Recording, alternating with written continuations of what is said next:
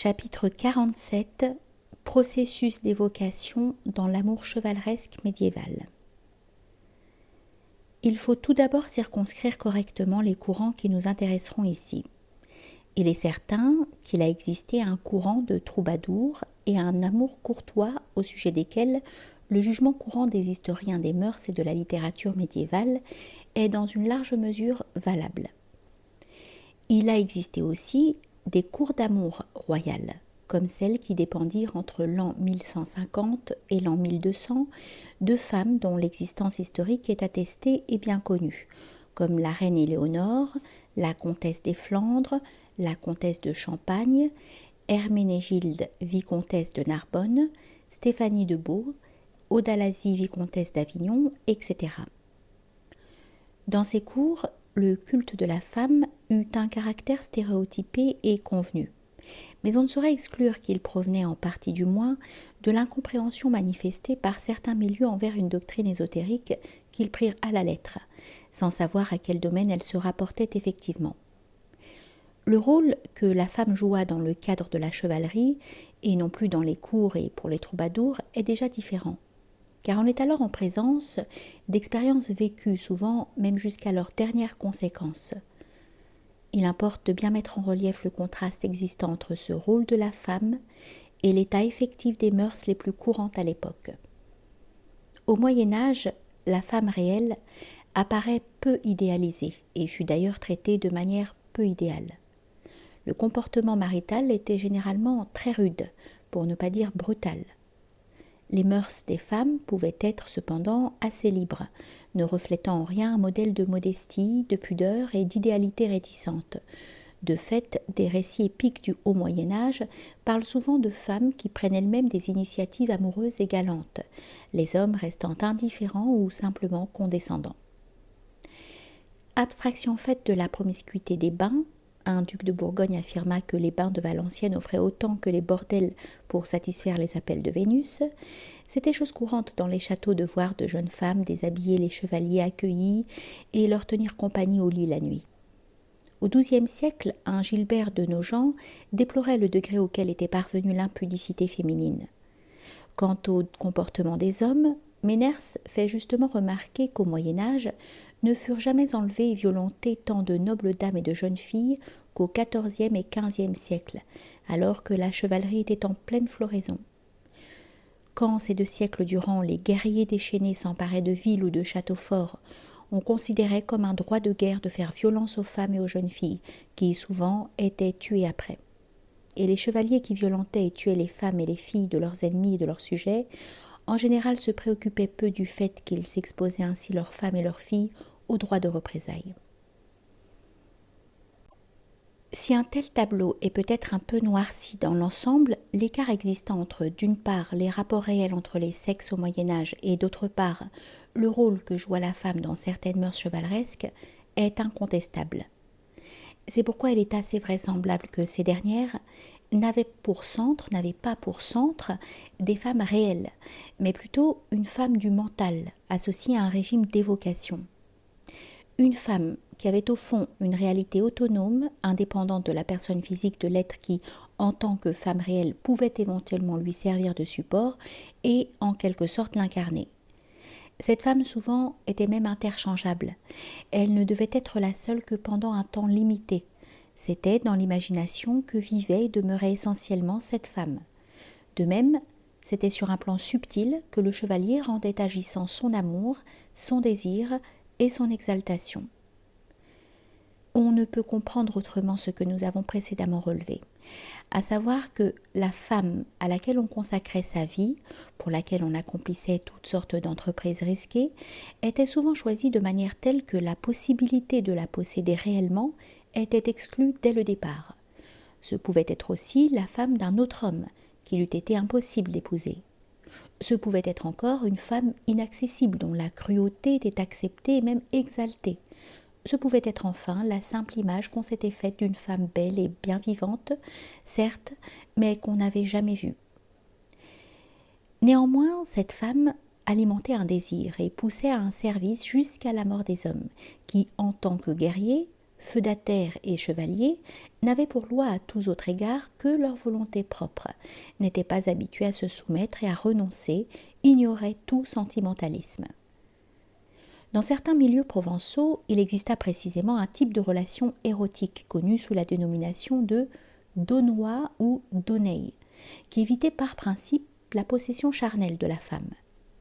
L'illustration très expressive d'un manuscrit montre l'homme avec les mains symboliquement liées, et c'est à l'un des représentants de ce courant qu'on doit cette phrase explicite que nous citons.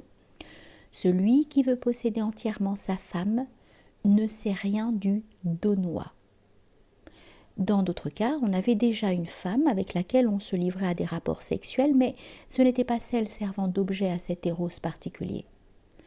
D'un côté, il faut penser ici à une volonté tacite d'éviter que les rapports érotiques concrets marquent la fin ou la crise de la haute tension intérieure éveillée. À ce sujet, l'observation de Rilke qui dit qu'on ne craignait rien tant que le succès de la cour galante est juste. Mais de l'autre, il faut aussi penser, comme contrepartie objective de tout cela, à des phénomènes qui rentrent dans le régime d'évocation du féminin en soi, de son absorption et de son intégration sur un plan hyperphysique, invisible, à des approximations, confuses si l'on veut, de la possession absolue de la femme intérieure, parallèlement à une tendance constante au dépassement de soi. Entreprise héroïque, danger, aventure et tout ce qu'on faisait presque fanatiquement pour la femme. Il est significatif en particulier que souvent la participation aux croisades rentrait dans ces exploits. La théologie des châteaux et des cours d'amour commandait la double fidélité à Dieu et à la dame. Elle affirmait qu'il n'y avait pas de doute quant au salut spirituel du chevalier qui mourrait pour la femme du mental, chose qui renvoie fondamentalement à l'idée du pouvoir immortalisant propre, à la limite, à l'éros. Par ailleurs, au sujet de l'intégration au culte androgyne, il existe un intéressant témoignage relatif aux Templiers. Des démons ayant pris l'apparence de femmes se seraient rendus chez les Templiers, qui pratiquaient d'ailleurs la chasteté, et chaque chevalier aurait eu le sien propre. On voit affleurer assez nettement ici le thème de l'union avec le féminin sur un plan non physique, un thème qu'on rencontre du reste dans certaines traditions magiques et auquel fait allusion Paracelse. Il faut aussi remarquer que l'idole centrale des rites secrets des Templiers, le Baphomet, aurait parfois présenté, selon certains, l'apparence d'une figure androgyne ou même d'une vierge. Passons maintenant aux fidèles d'amour. Il faut d'abord relever que, comme les Templiers, avec lesquels il semble avoir entretenu au demeurant des rapports réels, historiques, ils formaient une organisation initiatique. Récemment, une recherche critique systématique et bien documentée, due essentiellement à Valli et à Ricolfi, a confirmé et rendu public ce que des milieux fermés savaient depuis longtemps par tradition au sujet de l'arrière-plan de la poésie du Dolce Stil Nuovo. Cette poésie eut recours dans une large mesure à un langage secret, pleinement intelligible pour les seuls initiés qui en possédaient la clé. L'amour exalté dans cette poésie n'est pas la passion profane plus ou moins idéalisée ou sublimée, et les femmes qu'on y glorifie ne sont pas des femmes ayant réellement existé, à commencer par la Béatrice de Dante et par l'amour dont il est question dans la Vita Nova. Ayant déjà eu l'occasion de traiter ailleurs ce sujet, nous nous bornerons à une présentation du problème selon le point de vue particulier qui nous intéresse ici. La thèse de Valli est résumée dans le passage suivant. Fermez les guillemets. Ouvrez les guillemets, pardon.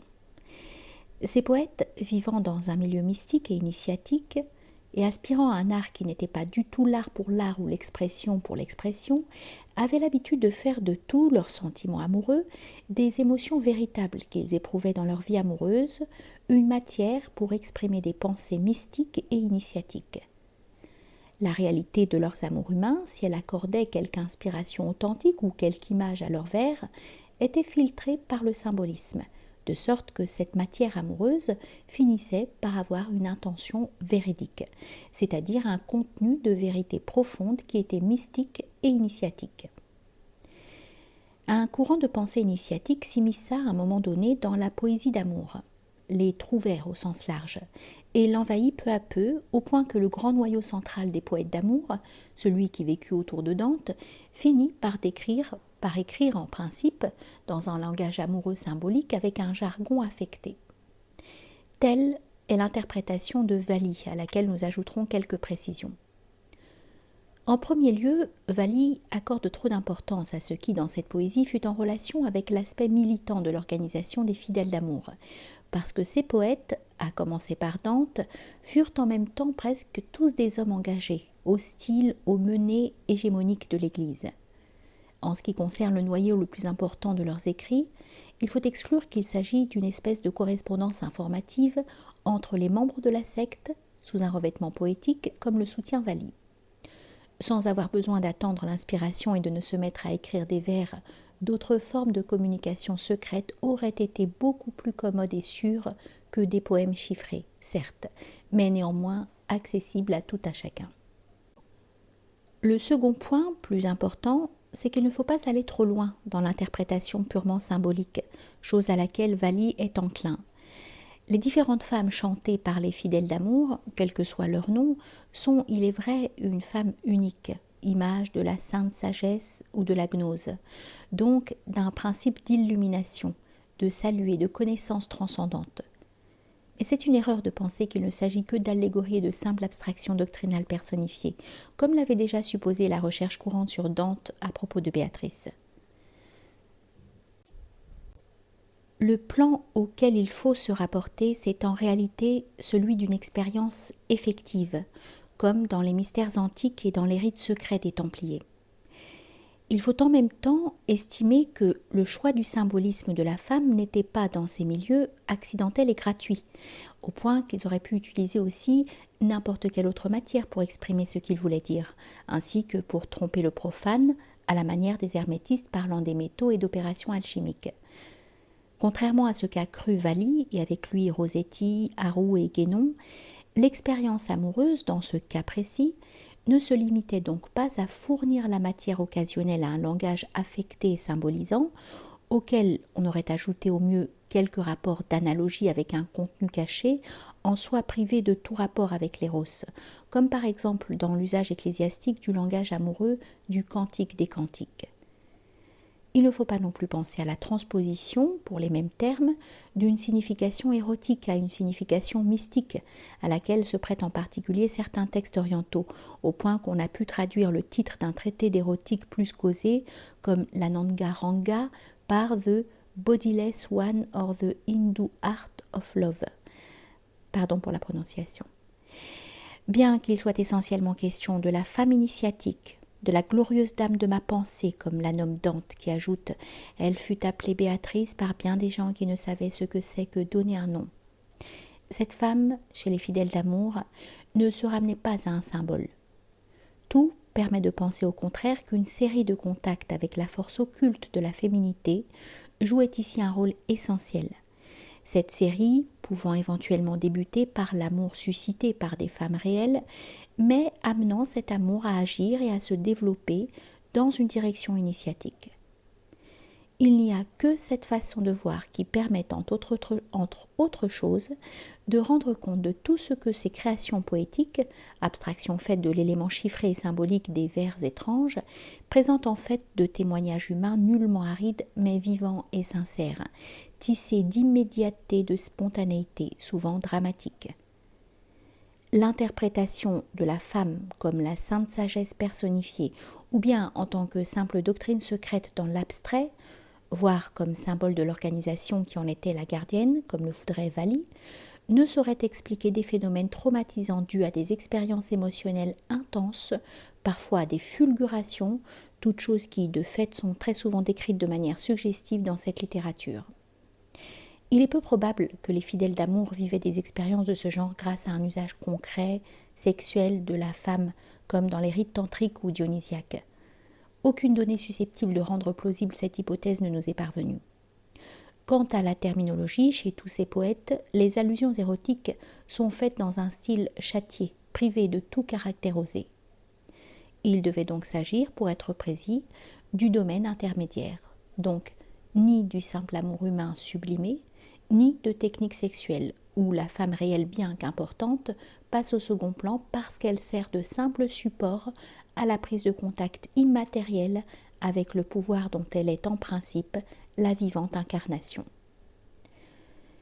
À la différence de la dévotion chevaleresque pour la femme et des états exaltés qui en dépendent, chez les fidèles d'amour, la phénoménologie et l'articulation initiatique sont suffisamment visibles.